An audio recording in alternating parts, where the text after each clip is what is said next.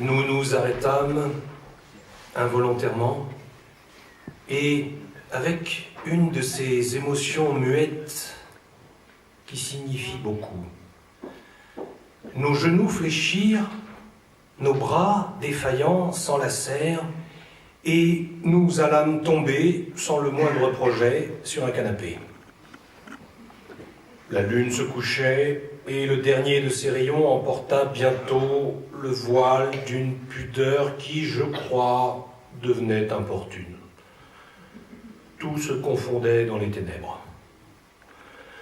Mes mains, plus impatientes que jamais, erraient tantôt sur deux pommes charmantes dont le poli et la fermeté le disputaient au marbre, tantôt sur des cuisses d'albâtre dont la douceur et l'embonpoint charmaient le tact, tantôt sur le centre de tous les plaisirs dont un réseau touffu ne semblait défendre l'entrée que pour la rendre encore plus piquante et plus désirable à l'amant transporté, tantôt enfin sur des fesses dont l'élasticité, la rondeur et le moelleux n'avaient d'égal que la souplesse et les heureuses formes que donne la volupté. Je touchais tout, je pillais tout, je voulais tout dévorer. Ma langue impatiente, mais une main me repoussait, ou plutôt voulait me repousser. Alors, elle sentait battre mon cœur. On voulait me fuir, on retombait plus attendri. Un doigt, aussi actif qu'intelligent, glissé à propos dans le pourpris des voluptés, la rend favorable encore à mes désirs. Ses cuisses chatouilleuses et plus agitées s'entr'ouvrent, un frémissement enchanteur fait palpiter toutes les parties de son être. Je saisis l'instant, je pénètre hardiment jusqu'au fond du sanctuaire des amours. Un cri doux et étouffé m'avertit qu'elle est heureuse. Ses soupirs prolongés m'annoncent qu'elle l'est longtemps. Le mouvement précipité de ses reins, dont mes doigts habiles provoquent l'agilité, ne fait que confirmer ce que ses gestes et sa voix m'ont assez indiqué. Je redouble d'ardeur et d'audace. Un fripon prononcé en deux temps, mais de cette voix mourante du plaisir qui renaît, double mes forces, mes désirs et mon courage. Nos langues s'unissent, se croisent, se collent l'une à l'autre, nous nous suçons mutuellement, nos âmes se confondent, se multiplient à chacun de nos baisers, nous tombons enfin dans ce délicieux anéantissement auquel on ne peut rien comparer que lui-même.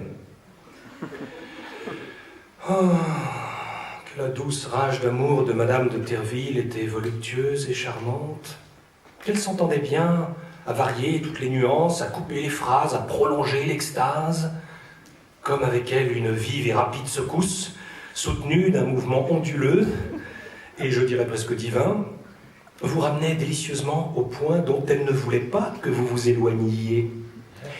Comme sous ses jolies mains, vous renaissiez heureux et brillant, comme elle en profitait habilement. Elle était sous moi, se repliant comme une anguille qui se serait entortillée autour du plaisir pour le fixer dans sa course.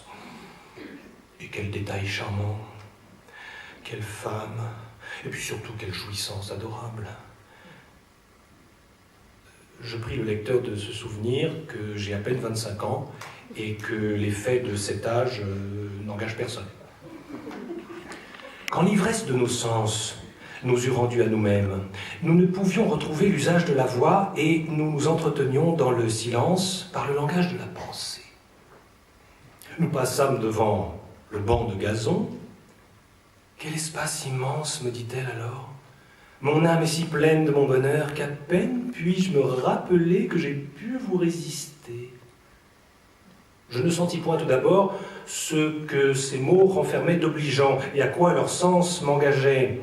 « Eh bien, lui dis-je, l'amour vrai veut des gages multipliés. Il croit n'avoir rien obtenu tant qu'il lui reste quelque chose à obtenir. » Encore ? Non, Je ne le puis permettre. Non, jamais. Et elle me faisait toutes ces défenses-là d'un ton à n'être point obéi. Et elle ne le fut point.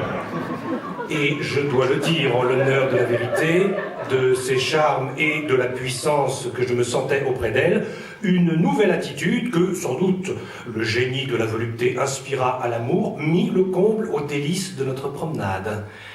Troussée à souhait, jusqu'au-dessus des hanches, Madame de Terville s'était assise sur moi.